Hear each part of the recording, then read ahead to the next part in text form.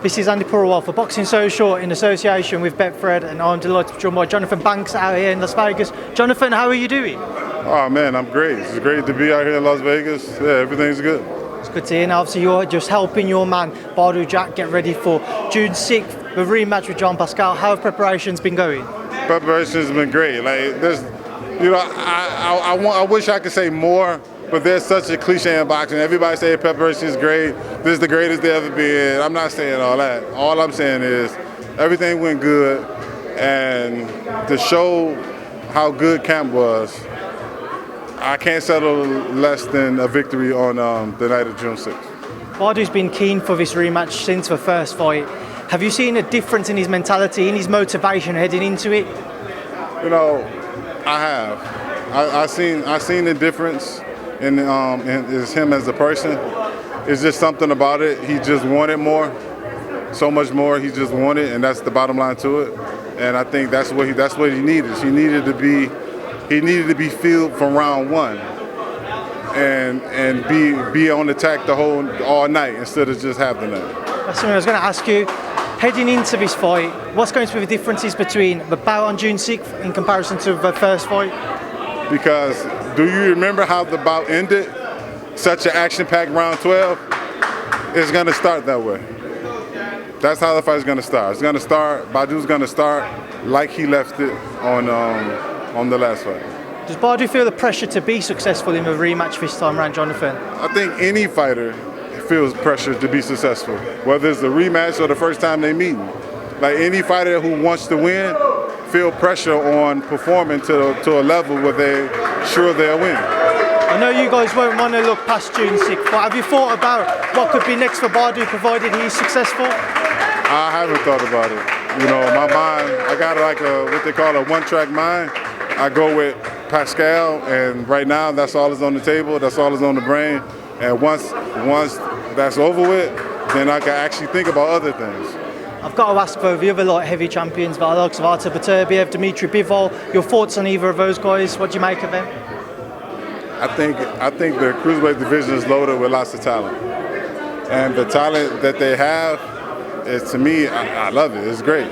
I think all those guys are like really top-notch fighters. And hopefully, one day in the future, you never know. Hopefully, we'll be sharing a ring with them.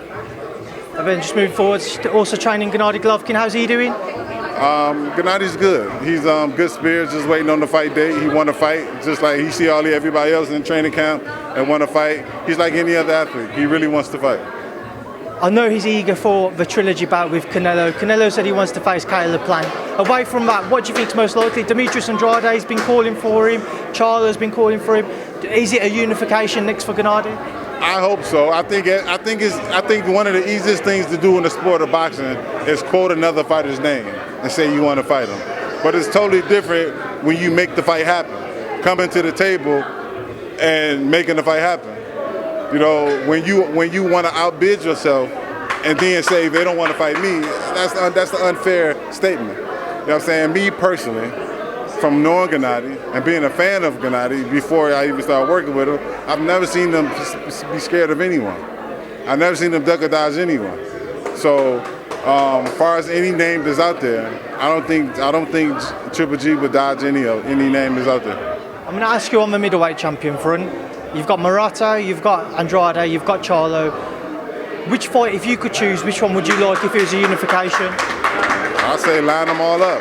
It doesn't matter to me. I just want my guy in great fights, and all those names will make great fights.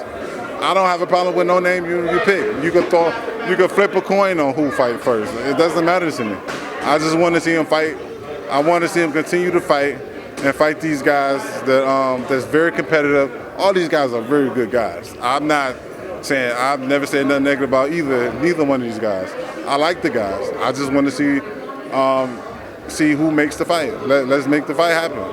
If that's what the public wants, if that's what my guy wants, then let's make it happen. But again, Triple G have never dodged an opponent, so let's make it happen.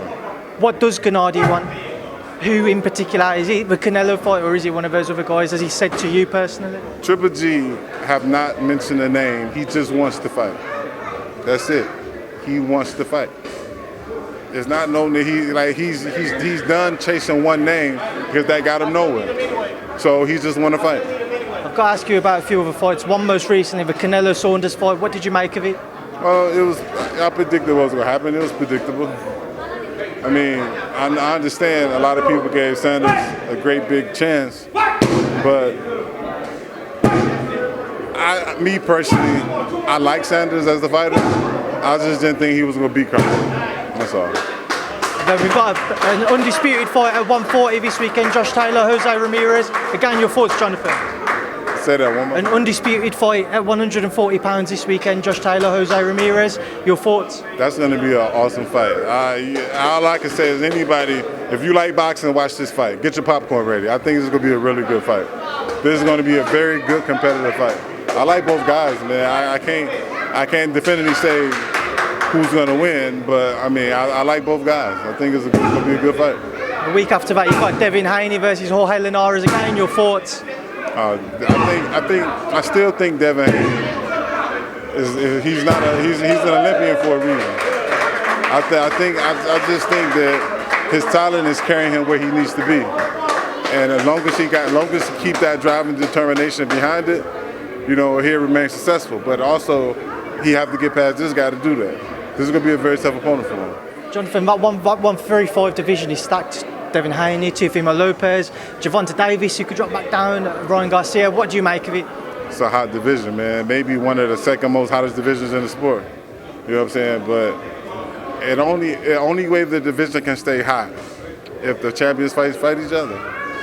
Like I just want all the fighters to understand that yes, the division is hot right now, so you're able to get paid more than what you usually get paid. But for a division to stay hot, the best must fight the best. Because once people get bored with that division, they won't come back to it for a long time. And if the people are not interested, the money won't be there. Jonathan, just the final thing I want to get your thoughts on. Yesterday we heard the news that Deontay Wilder's arbitration case was won by him. Fury AJ is in doubt now. Just your thoughts on that entire situation? That is a mess. I don't know the legal background of it, so I can't speak on it. But from the little I did read, it's a mess right now. So I just wish all three guys, from Wilder to Fury to Joshua, I wish them all the best going forward. But I have no idea what's going on. It's a crazy situation, like you said. What would you like to see if you could kind of just sit them down and work it out? What would you like to see happen? I wouldn't, because you putting them three in the room is like putting two hungry lions in a room with a deer.